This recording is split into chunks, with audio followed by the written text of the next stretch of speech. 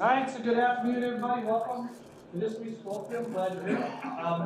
I'm really pleased this week to have Sarah Mills with us. Now, she's University of Michigan, so she just came up the street. And I should say, she sprained her ankle, so she crunched all the way to North Campus to talk to you. So she truly loves the opportunity to talk to you. Okay? She works all over campus in a way that is too confusing for me to actually understand. But she's affiliated with the CEES, the School of Environment and Sustainability, Ford School of Public Policy, and the Grant Institute of Sustainability. But most importantly, what she does in her research work is she works on wind deployment. Okay? Specifically how communities respond, public policy issues, what's going on in the state. You say, well, what does that have to do with NERS? It occurred to me talking to Sarah that we want to deploy advanced reactors. We're going to have to talk to communities. We're going to have to figure out public policy approaches. So how about something that's a little bit different? And Sarah's going to talk to us about what she does, which is wind, and give us some insight on how it might be relevant for reading. So thank you very much.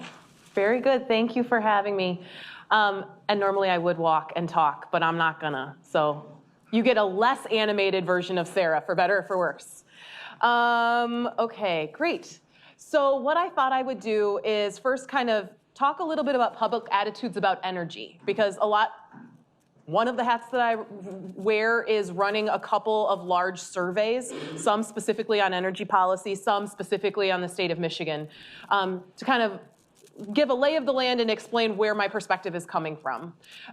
Then talk about what we know about how communities react to wind projects and wind project proposals, and then give some of my thoughts on what implications that might have for nuclear. I realized in talking to some of the folks in the room that I see now today that some of what I thought was relevant from my research to bring to you, there's other things for my research than what you will see in these slides. What I intend to do is, talk for about 30 minutes so that there's lots of opportunity for questions, because I don't know. It's really difficult for me to explain to you exactly what I do because I just follow interesting problems. But have done a lot on deploying renewables in the state of Michigan. That's kind of how to sum it up, and the policies associated with that. Okay, so starting off, public attitudes about energy. Normally when I give this slide, so this is from a statewide survey trying to understand how Michiganders, whether they support or oppose increasing the use of these different energy technologies in the state. And most of the time I give this slide, it's to compare wind and solar, because I'm trying to understand how the solar industry can learn from what we know about wind. And it occurred to me, oh, there's nuclear on this. And so maybe you're thinking sad thoughts in your head right now because there's an awful lot of opposition in the state of Michigan to increasing the use of nuclear. I'm going to make you even more depressed in the next couple of slides, because look at all of this support for wind energy. 87% of Michiganders say they support increasing the use of wind energy. And this is one of the surveys that I run. This is of local officials in the state of Michigan. You can see that high support holds up all across the state, right? So why then do we see these kind of signs? This is a sign from Save the Huron Mountains group, which was able to block a wind project in the UP. This one is from a group in Branch County, which if you're a Michigander or not a Michigander, it's right over here. That's encouraging, if you can't see the subtitle, grow crops, not wind turbines. Survey data suggests a little bit of what's going on. So this is pulling from two different surveys.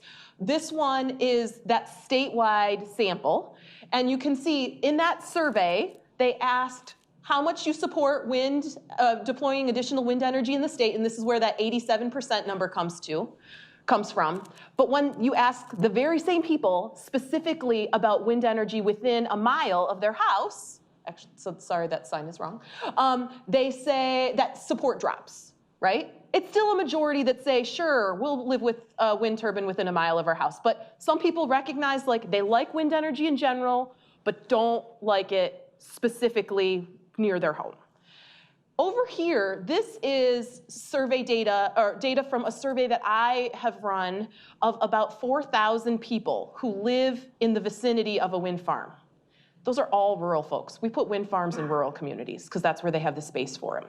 So what you can see is, first of all, they start off with not tons more opposition, but much more ambivalence towards wind energy generally, right? So there's fewer people that say they strongly support increasing the use of wind energy in the state. But then, again, once you say, okay, how about within a mile of your home, then support doesn't change all that much, but this is where you start to see more opposition. So the bottom line here is that there's a lot, and this is true for a lot of things. I sit on the Planning Commission in the city of Ann Arbor, and I can tell you, right, that there are people who are generally in support of, you name the kind of development, but just don't want it near their home. That's kind of a human reaction. So it's not specific to wind energy. But it's important to know that you can even start with really strong support for something and see that go down. But then why do we get reactions like this? Why do we have some communities that do welcome wind? That effectively has been what most of my research for the last few years has been trying to understand. So what do we know about reactions, the different reactions to wind energy? Why we see some communities say, yes, bring it on, and other communities say, no, thank you. Or what I'm really interested in is when communities get wind projects, then say, nope, we don't want any more. So I've broken this down into 5 findings. There's lots more findings, but things that I thought might be applicable to you. Again, the structure is I'm going to tell you about those 5 things, and then I'll come and say what I think at least this means for nuclear, but I really welcome your thoughts on this. Okay, so the first thing is that wind energy, and here I just titled it energy, is seen as economic development. So one important thing that came out of my research of these communities, these landowners who have wind turbines on their property. In the state of Michigan, 60% of those landowners who host a wind turbine do not believe in climate change.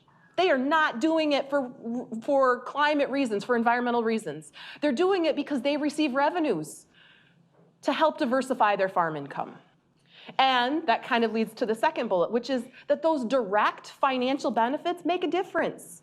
So the wind model in Michigan has changed. Originally, it was just people who had turbines on their property who were paid. And now wind developers are trying to spread those direct economic benefits more broadly. And so paying neighboring landowners for free access to the wind that flows over their property.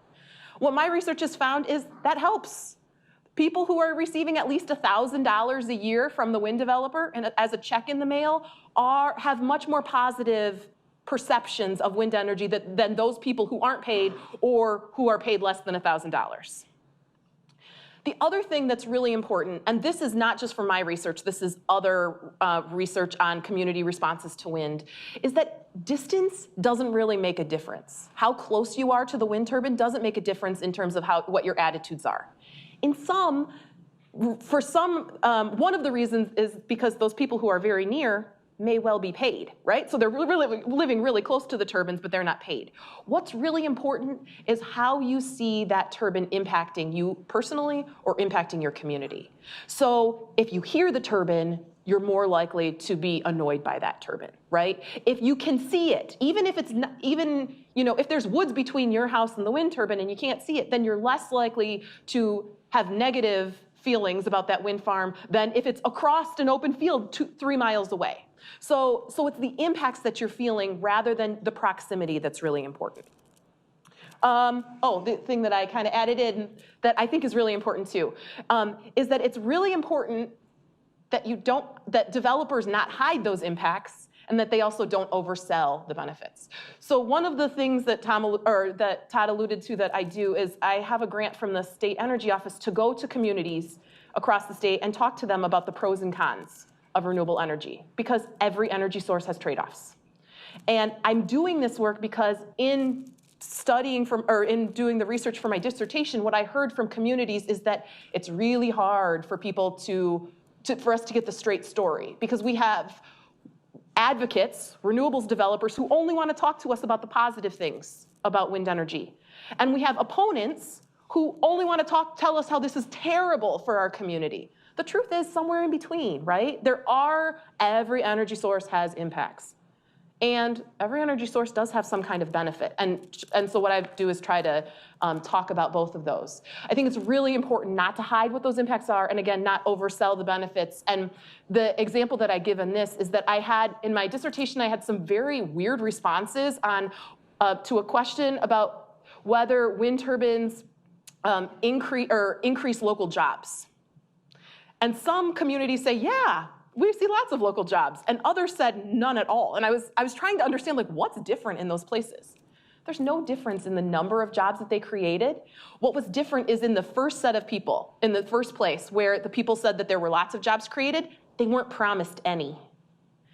In the second group of people, where they were told there's going to be jobs associated with this, when those jobs didn't materialize, people were really bitter, right? So it's really important not to oversell kind of what the impacts are going to be, or what the positives are going to be. Another thing that I have found is that the community benefits associated with wind development are rarely felt in the communities. So I'd already told you that wind developers pay revenues directly to landowners, sometimes to a few, sometimes to many landowners. But they pay almost as much money in local property taxes. And this is something that is common of lots of different kinds of power plants, right? The thing is, if you look here, in wind development, those revenues go to support schools, township services, and county services. Most people said wind development did not change the services that were provided at all. And that's even though wind developers are paying about $20 million in taxes to these different units. Again, really weird thing showed up in this data. These are the 10 townships that I asked that question in, arranged from the place with the fewest number of wind turbines, so where there was a small impact on how much tax revenue was received, to the most. You probably can't see, this is 88 over here. Clearly there's an outlier, right? What is going on in Township F? Township F, if you can't see it, only had 24 turbines developed. Also 24 turbines in Township E. Township F introduced trash collection. If you're not from a rural community, you might not know that it's not common to have your trash picked up. You have to arrange it yourself, or burn it in the backyard, or take it to the dump. But this township decided that it would introduce trash collection as a result of those revenues that they received. Now, why didn't the rest of those townships do that? This is a lot of the stuff that I look at with my kind of Ford School hat on. And that's because of the tax structure. So the state says that the way that you should tax wind turbines is you tax 100% of its value in year 1, and then by year 10, you tax 30% of its initial value. So what that means is that the most money you're going to receive is in year 1. And you better make sure that if you're going to introduce a new service, that you can still afford it in year 10, 11, 12, for the life of the project, right? Because the worst thing that you want to do if you're a local official is introduce a new service and then take it away. So what the rest of those townships did was very rational. They took the money and they improved their roads, which is something that we love to do. We need to do more of in Michigan, right? Or in the case of the county, they took it and put it towards long-term retiree debt kind of things. But those services are not visible, right, to residents. So one of the things that I'm trying to get funding to work on, is to see if in states that don't have this kind of tax structure, if states where the tax structure is flatter or where they allow for a negotiated payment, if those tax benefits are more visible. Either way, this recognition, something that's really important, is that it's kind of human nature. We don't know how much it costs to maintain local services, right? So people have no idea how much it costs to pave a mile of road. So it's just human nature to not realize what's going on or what would have happened in the absence of this wind farm coming in or any other economic development. This revenue decline over time I talked about. The other thing that's really hard here is this uncertainty, another thing that I studied, so I talked about why is there some communities that support wind initially and then decide we don't want any more? Well, this happened very visibly in Huron County, the tip of the thumb.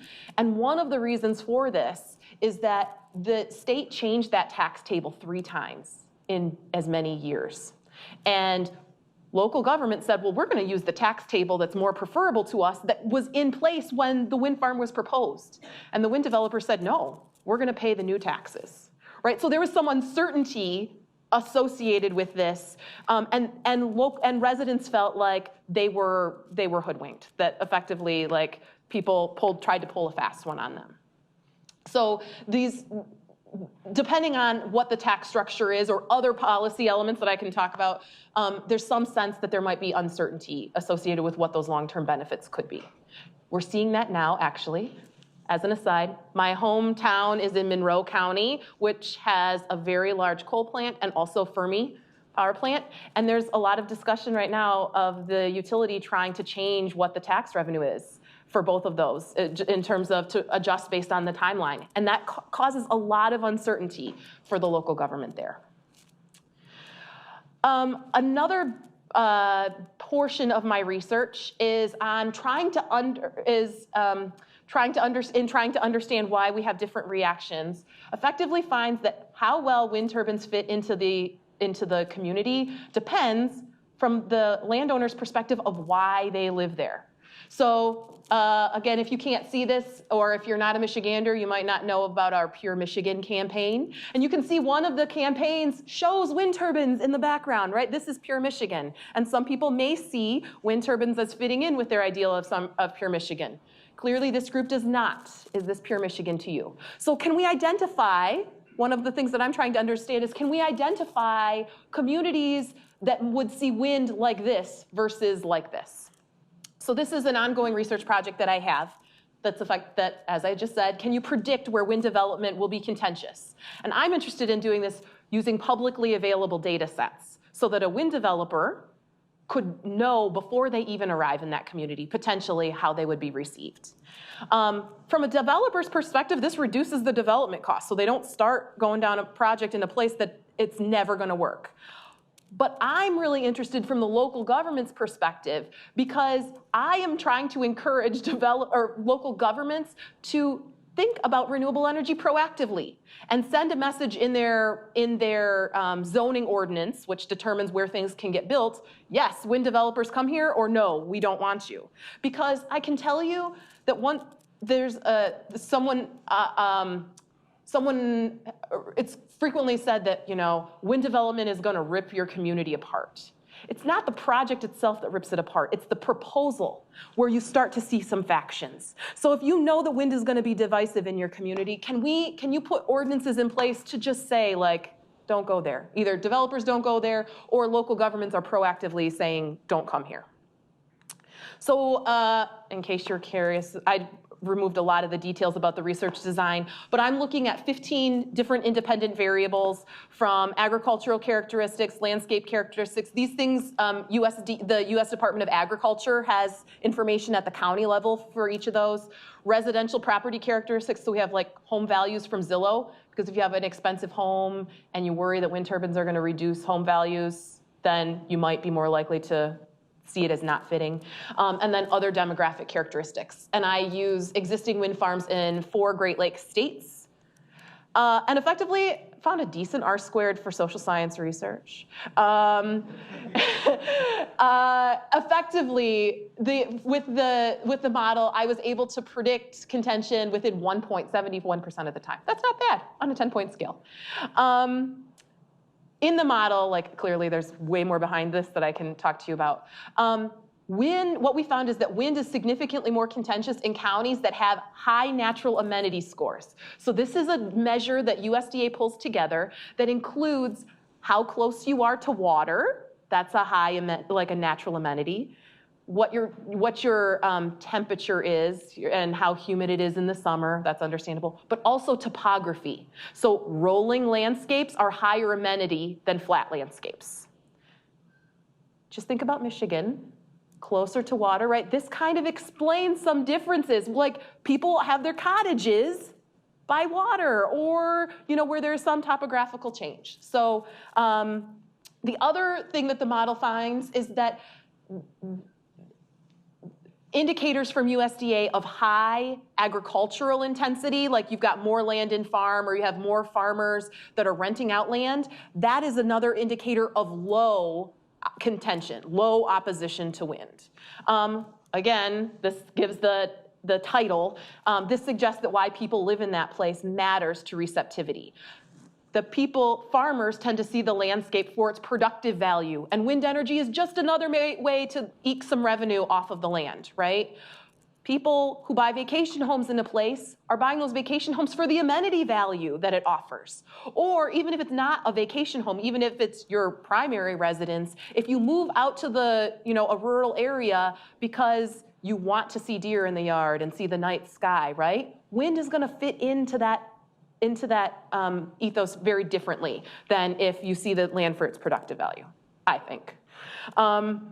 We're trying to ground truth this right now, so we took the model, plugged it back into all of Michigan. Green is the places where there should be less contention.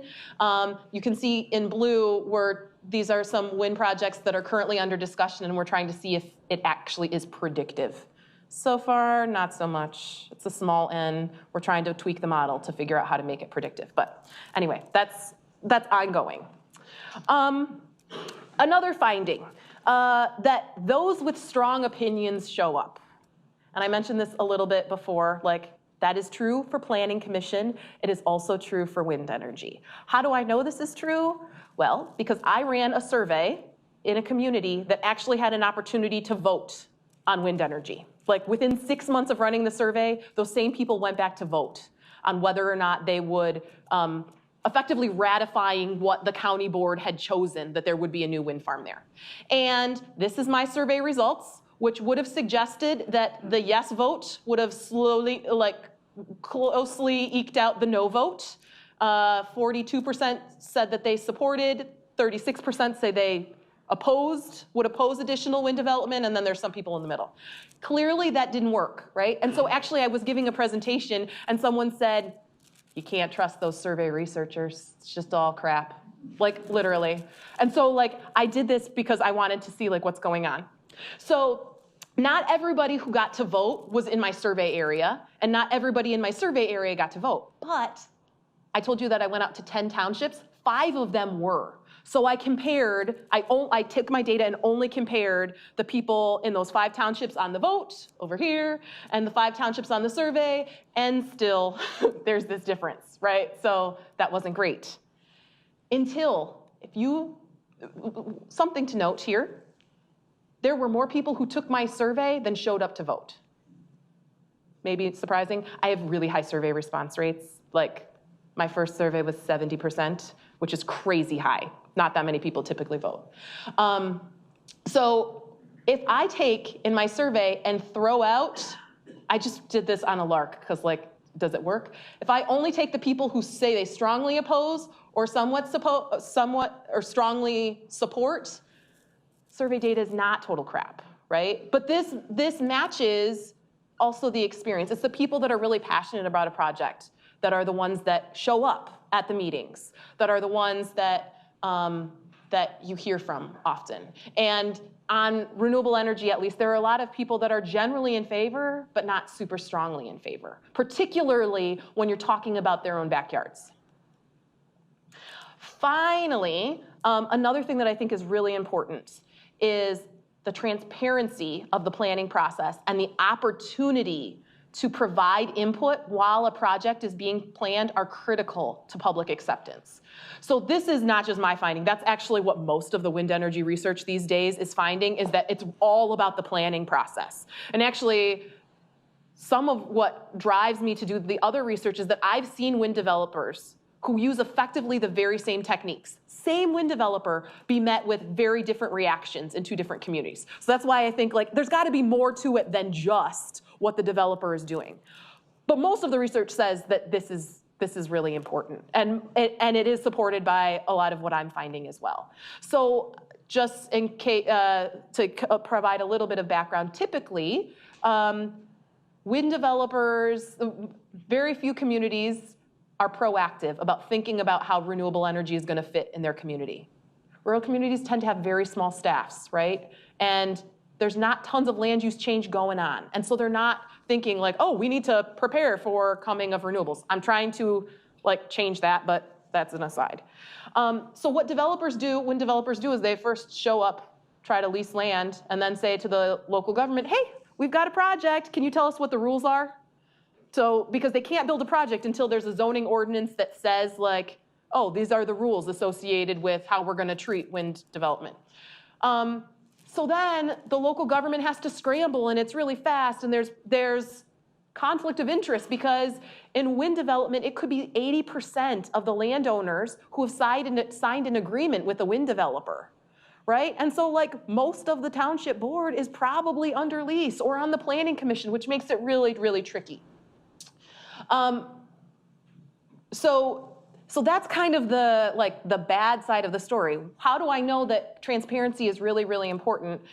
This is something that we had published in land use policy earlier this year. And effectively, I did 2 surveys of the very same landowners, 2.5 years apart. It's just farm landowners. I can tell you a little bit more about why that came to be if you're interested. You can see the places that I did this research.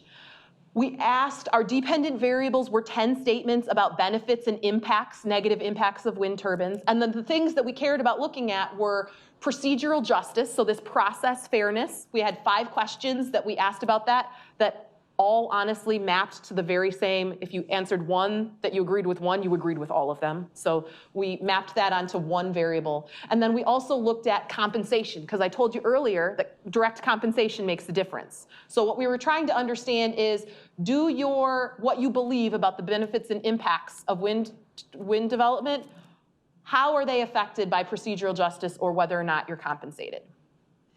And we're measuring this over time, because effectively, so far, what wind developers have been saying is, well, it's not all. I paint broad brushstrokes. Sorry if you're a wind developer. What some wind developers are saying is like, listen, people are overreacting. They'll learn to live with it.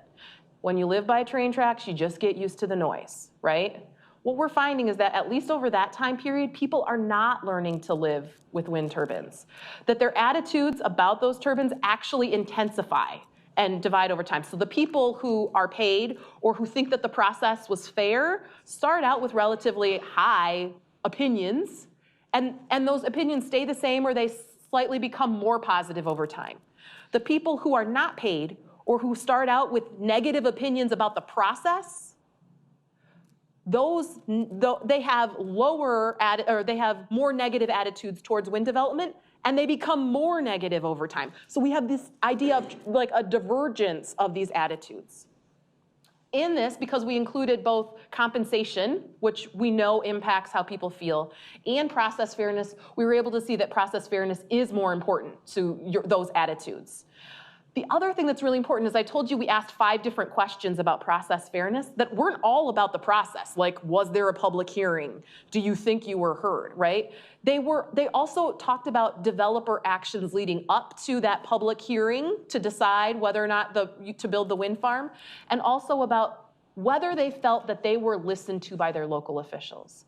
And I think what we found that is underappreciated is that how people feel about the process of having something in their community is not just about what's in the books.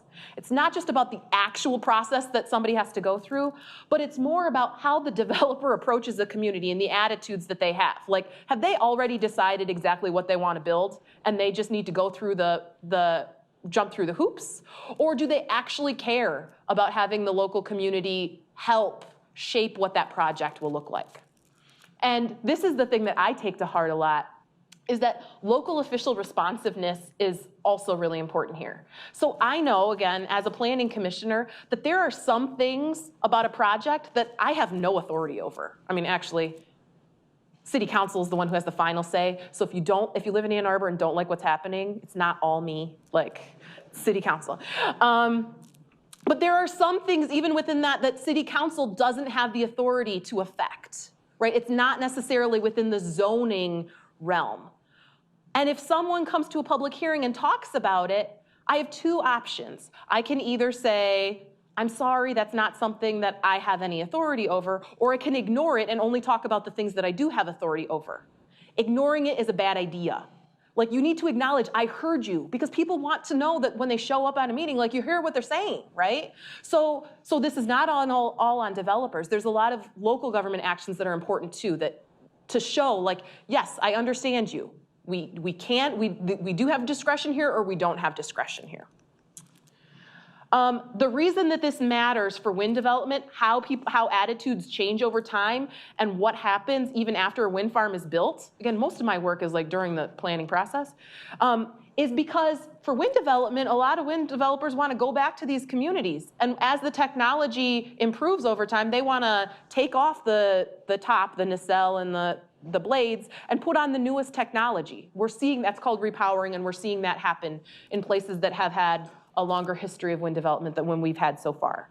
But the other reason that I think this is really important is that if you are a community and want to know if wind is going to be good or bad for your community, the best thing that you can do is go look into other places that already have it. And if there are a whole bunch of disgruntled people, right, that are only growing more disgruntled over time, like that's important to know. And so that's what I mean by referrals. Okay. So my thoughts on nuclear. Again, like normally I don't think about nuclear, so this could be, you can tell me I'm way off. But this is what I think. So energy is economic development? Yes, right? I think that's really important.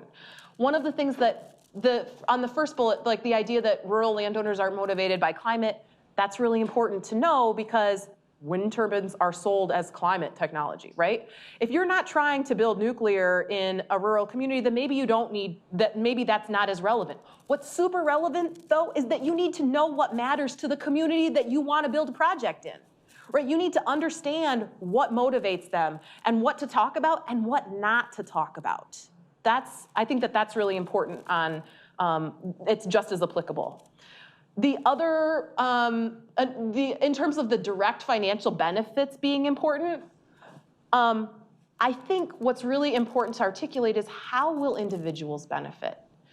In my understanding of even emerging renewable or of nuclear technologies, you're not likely to be paying a direct payment to everyone in the vicinity of the project. But what's in it for the community, right? How many jobs are they going to be? What kind of jobs? What kind of jobs do those community members need? What services could improve through the tax dollars that are paid by that project? How is it going to affect individuals, not just the community, but people want to know how this is going to affect them. They also really want to know about how this is going to impact them. And so this idea of not hiding the impacts and not overselling the benefits is really important. So that's my hence just yet. Okay, in terms of my talk about those community benefits not being as visible, so that it's human nature to not understand tax policy and like how much it costs to run local government, I think is a universal, right? I think that one of the benefits that you may have, depending on the kind of investment that you're talking about with new nuclear, is that it's just a bigger amount of money going in. I mean, this amount, the amount, you know, each wind turbine, it's about a $3 million investment. So even a big wind farm of 50 wind turbines, that's kind of a big wind farm in Michigan, $150 million investment. I'm not sure how that compares to like kind of what's coming down the pike on nuclear, but I'm guessing it may be, like you may have an even bigger investment, so that's a benefit. But I think what's really important that doesn't get enough play is, well, what does this curve look like for nuclear, right? How much does it depreciate? For how long is that project going to be there? Because those are questions that wind communities are asking, and those are questions that you could answer for potential nuclear communities. This talk about changing and uncertainty, that was applying to like the tax table changing in Michigan. But I think it really is important to think about how you are communicating what is known, what is certain, and what is unknown. People, this also gets to the idea of don't overpromise and underdeliver. If there are unknowns, I think it's okay to communicate. Like, this is not known. This is the best information that we have. At least my experience in these communities has been that people want to get a straight story and feel like you're not trying to, like, again, sell them a bill of goods. The fit being linked to why you live there, I think that that's probably no different than with nuclear. One of the things that I think could be different is if you're repurposing sites that are existing power plants, you know, if you can repurpose a coal plant site or a natural gas site, I think that landscape is already seen as an energy landscape. One of the challenges with renewables is that we're putting them in rural communities where it's not a choice between coal, like closing down the coal-fired power plant and renewables. They've always imported power, right? They haven't had to see the energy infrastructure. And now we're saying, hey, rural community, take this energy infrastructure. And that's when they have to decide if it fits. If there's already energy infrastructure there, it's a little bit different. Those with strong opinions showing up, I saw some nods when I was saying this before, so I guess it's probably no different than with nuclear. And when I tried to find an image to put on my slide, I was able to find lots. So guessing it's no different. And then in terms of the importance of process, again, I think we talk a lot about policy, but I think we talk a lot less, and this is true for all energy sources. We talk about like trying to convince the policymakers, right? The states, the federal regulators about our technology. Like, these are going places. We really have to understand the places that they're going into and the process that the amount of say that those places want to have. And so I think that particularly if you have a new technology, understanding the process and making sure that that process of siting is transparent and that people feel like they've been heard, and that, you know, that's really important, particularly for early projects, because those are going to be the projects that everybody else looks to understand if this is good or not for my community. That's what I had.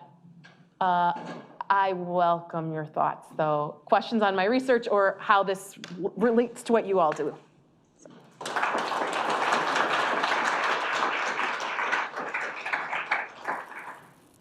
Any questions? Yeah. So near the end, you had a slide that showed a decline in revenue. Is there a reason for that? It's because that wind turbines are taxed as equipment, right? Just like your car, as soon as you drive it off the lot, it depreciates. So this is the depreciation schedule that they give.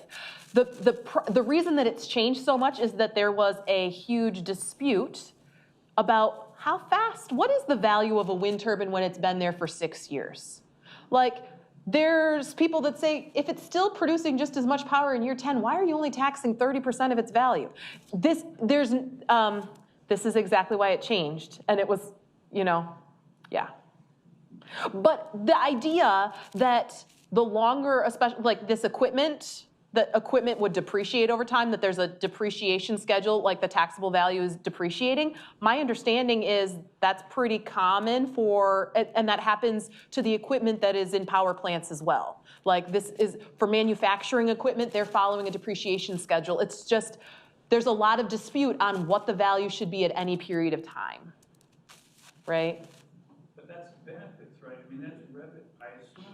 I interpret that figure as revenue to the community. Yes. So what some people would say is, in year 10, that community is still 30%, like, you know, is better off than they were before that wind project got built. But they're receiving the highest tax bill that they're receiving is in year 1. The highest money that they're receiving from the wind developer is in year 1, and it goes down over time. I mean, I'll be honest with you. I've done some research that I haven't written up because I'm a lousy academic, that interviews wind developers on this, and they don't like this structure necessarily either. They've got a lot of costs then in year 1, right? And with renewables, all of the costs are early on. I mean, this is the same as nuclear, right? Like, you've got tons of upfront costs, and then, you know, you're not paying for fuel. So they don't like this either. They really don't like that it can change, because that's really hard for them to figure out what their long-term prospectus is going to be. A flat line, honestly, would be better for both local governments and for wind developers. But that's not how what was tried to do is what I think, I was not at the table, I don't have that kind of power. I think what the State Tax Commission tried to do was adopt a method that's used for taxing other equipment, which is using a depreciation table, and apply it here. So. I have a follow-up question. Can you explain the connection between the depreciation and the revenue to the constituency? Oh, sorry. So if the turbine, so what this is saying is that if the turbine costs I'm going to do an easy, or if the overall project costs $100 million, right? You can tax, its taxable value is $100 million, and then you apply your tax rate. Every jurisdiction has a different tax rate. People complain Ann Arbor taxes are high, right? So it would be taxed more in Michigan, or in Ann Arbor than it would be in Ann Arbor Township. So it's local tax by the community. Exactly, exactly. This is local tax by the community. So you know, they're not paying $100 million every year. This is multiplied by their tax rate. So in rural communities, you know, it varies greatly. But effectively, because the value, the initial value of that turbine isn't changing over time, as long as the tax rate doesn't change over time, their tax bill, the wind developer's tax bill in year 10 is 30% what it was in year 1. Is that clear? Sorry that was, I deal in tax policy too much, so I can't explain that greatly. Yeah, this is, I just had a question based on depreciation. So if you were to upgrade your wind turbines, do taxes then change based on those, like change like modifications? Yeah, that's what actually, now that we have some wind turbines in Michigan that are coming, where that's happening, that they have to figure out what to do. So, and I haven't followed that one close enough to know exactly how that would work. And it's like, just like for, in other situations, like how much of an upgrade, like if you have to totally rebuild the gearbox, like, does that count? Like, the idea behind this tax table was to try to make it more simple for assessors to be able to do this. Like, there's a lot of components in this. Again, these are rural assessors who don't see this stuff very often, right? So can we make it simple? But in doing that, like, by taking the control out of local hands, it actually ended up being a problem. That's too early.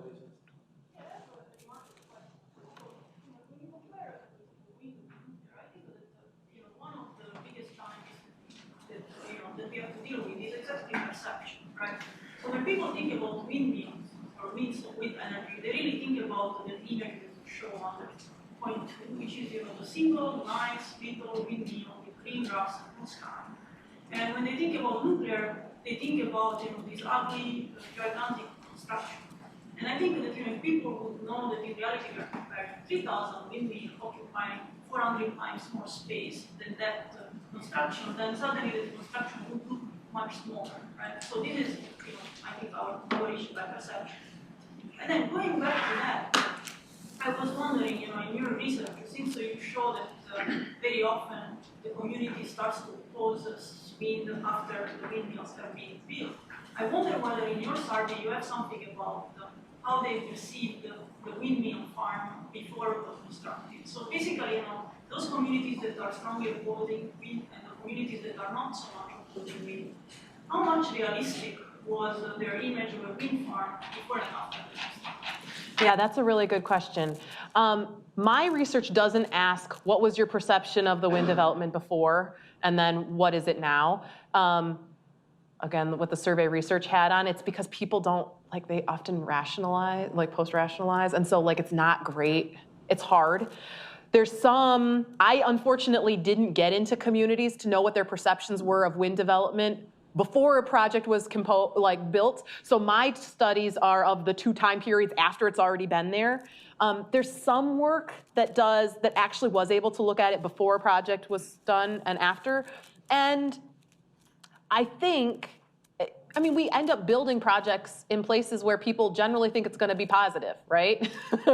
And so there are places that from the get-go don't think it's going to be positive. So there's some self-selection bias in that anyway.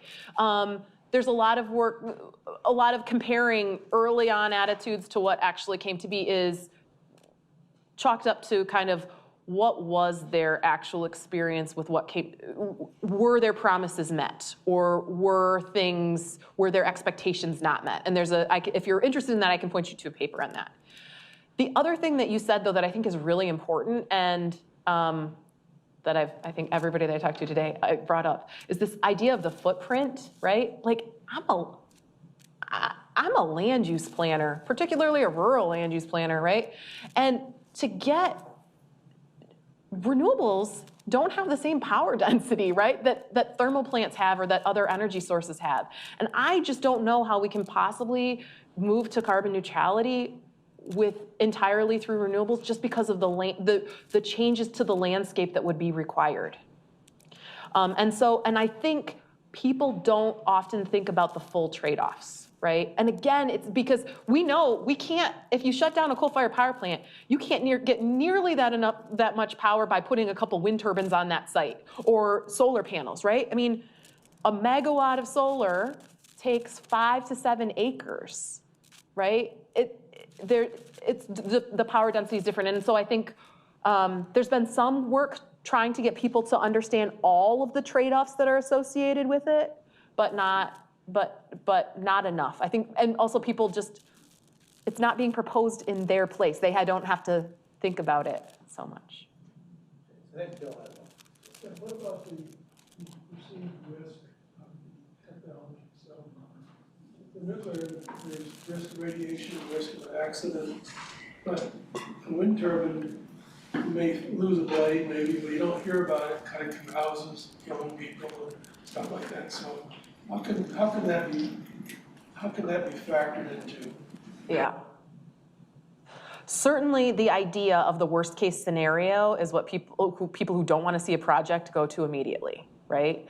And so one of the things that I think, I don't think that the wind industry has figured it out yet, but trying to put things in perspective about bird kills are something that comes up a lot. So how many birds are killed by a wind turbine? How many birds are killed by other things, running into windows, right? By cars, by cats. Like, I mean, there's lots of things like that. Health impacts is definitely something that comes up an awful lot, and people pushing back on the precautionary principle. So the medical research says that there's no direct link between wind turbines and illness. But right now there's a lot of research on an indirect link associated with annoyance and stress. Annoyance and stress. So, and what my research would say is that if you didn't want that wind project in your community, right? You felt like you didn't have a say, of course that's gonna annoy you and stress you out every time you hear it, every time you drive by it, right? You can't move your house without selling it, and our house is our biggest investment for most of us, right? So that's what a lot of the research is on. I think this is true for everything, like the risk communication. I mean, I feel like there are researchers here that do that I don't. But I think that that's definitely something that the renewable energy industry could learn a lot from, is how to communicate that. What is the likelihood of losing a blade? What is the likelihood of it catching fire? Because it comes up an awful lot. This is kind of like a two-part question, but do they lease the land, or do they actually buy it? So it's still owned by the farmers, like in one of these example pictures. Yep. And they have an X number of year lease that they. And so is there an exclusion zone around the base of the turbine, or is it pretty much just like the physical footprint of the post? So actually, most of the land that's occupied is for the access road to get to the turbine. That's how you get to an acre or two per turbine, because the base of the turbine doesn't take up very much. It's the access road to get to it. The other thing that's really important is that for wind turbines to operate properly, they have to have free access to the wind on either side, right? So usually those lease agreements, they only sign up landowners that have lots of land. Like, you need to have at least 20 acres for them to even approach you, because they need to make sure that you're not going to put a cell tower on your property too and disturb the flow to that wind turbine. Does that make sense? Yeah, the reason I was asking this question is along the lines of what you said at the beginning about how you can only put them in rural areas, and I just, because you needed lots of land, I figured like if the footprint is 5 feet wide, like could you just put them in the middle of the highway anywhere? So you could, and I have seen, and I should step back, I have seen them in some urban areas. This gets to risk and the safety concern, right? The cautious thing to do, we don't have very much experience of a tower failing, but generally speaking, people would say you should have a setback distance of about the height of the turbine from its base to its tip. And so these things are 500, actually the new onshore turbines are about 600 feet tall. So that's that's a pretty big circle around it. So yes, you could, but you probably don't want to do that. You know, just in case. Now maybe if we're willing to say, well, we'll take the risk that it might fall. In other countries, I have seen pictures where they're right on the highways. We don't, I think the ethos right now in the US is we have enough land that we can put them in other places. We don't have to take that chance. Does that make sense? Yeah, if they, there's a zoning question related to that. If they put them near the edge of a property, let's say, like at the edge of a township. Yep. Could they just line them along the edge of a township and the people who are just across that line, like, have literally no say in it? Yes. And I will tell you, I can't remember. In here, I don't remember which township it is, so I'm not going to sell them out. One of these townships is actually completely unzoned. There are the determination about where the wind turbines went was a private agreement between the wind developer and the landowner. They could have put it right on the property line. Actually, that was one of the happiest places in my study because in that place, I asked them, like, why didn't you institute zoning? Like, isn't this risky? And they said, here we believe in property rights. It's up to you to do what you want with your land. And I might not like that wind turbine, but I want to be able to do that my neighbor has. But I want to do what I want with my land, and so I'll let him do what he wants with his land. We probably time for a couple more, so we'll do you and then Kevin. I had a question about, well, kind of a two-part question about the timetables for how long this development process takes. And then you had mentioned like the diverging opinions, right? That would be like over 2 years, people got promoted in their opinion. Kind of, can you maybe elaborate on like where they were at in the project through those 2 years, like what stage? Yeah, so the last one is easy. It was in both time periods that I studied, they had already, the turbines were already built. They had been built for either 4 to 6 years, and then it was 2.5 years later. Most of the research that actually the lit review in this paper is talking about a U-curve in public acceptance, which is that people generally have high attitudes about wind energy until a project is proposed. Then it gets bad during construction, really bad as people fields are being ripped up for construction, right? And then over time, people learn, this is where this comes from, people learn to live with it. And they realize, oh, it's not all that bad. We're challenging that. This paper challenges that. The timeline for, it varies greatly for a project, but I guess it's short compared to nuclear, right? I mean, we're usually talking, it varies greatly, less than 5 years from the time that landowners are first approached to the turbines being built, if it gets approved. Yeah, so you look at the public acceptance as a function of county, so that's really a lot of granularity in there. But you also brought up the fact that there's other countries that have wind turbines, and so my question is how does the diffusion from county to county, like if one's positive, one's negative, do you see like one county may change the perception of another, and how does that translate into the global landscape of like where wind turbine acceptance would be? Because for us, we're most likely going to deploy in China, right? That might be one of the first places. So we need positive perception there and then have it diffuse back this way. So kind of trying to understand more like on a global scale, how do you convince the full public opinion? Yeah, that is a great question. And now I'm thinking like, oh, I want to research that. So we don't have enough public opinion data to know like what public opinion is. One of the proxies for this is effectively what land use regulations these different places put into effect, because you can have land use regulations that like make it impossible or very lax. So that is kind of a proxy for that. I was mentioning to somebody earlier, all of this stuff is done the siting for this is largely done at the county or even sub-county level. And so there is no database that allows you to pull together what all those regulations are. I've got a couple students working on that for Michigan and then talking to DOE about trying to do that nationwide. For exactly that reason, like, do we see opposition spreading? Do we see positive attitudes spreading? Like, nobody's done that. So it would be awesome. Yeah, I'd be curious to see what that is and what the influencing factors of one way or the other would be. Because, you know, you were picked the Great Lakes states, I assume because they have roughly the same perception. It's like that, so it's an easier model to do, but that's not the same everywhere, so I'd be curious. Yeah, and we picked the Great Lakes states. Well, these were picked because these are the states that I want to do that tax policy thing, is they all have different tax policies. And also their landscapes are similar. There's some similarities in the landscapes, right? Like Minnesota also has a lot of inland lakes. And so the diversity of kind of landscapes where we're putting wind is different. Yeah, I want to know the answers to that diffusion one too. And there's a lot of, political science research on diffusion of policies that would be great to pull from. All right, so I want to finish the day with 3 things. First is thank you, Sarah, very much. That was awesome. Tons of good discussion and people's brains are spinning. Second, next week it'll be more technical. Ning Lee from Ultra Safe Nuclear, one of the startup companies, is coming and going to talk about what they're doing. And then I want to end with sort of the chair needs to be honest, right? So I'm going to give an award. Since he showed us later, I'm going to give an award to Professor Weedy, and I need to explain it. I said at the fall welcome that I thought we needed a certain code of conduct, which included not responding by saying but or well actually.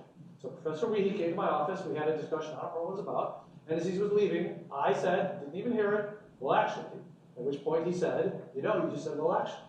So I need to fess up, and I've decided to give an award of goodness presented to Professor David Weedy for his diligent opposition to well actuallys, 8 November 2019.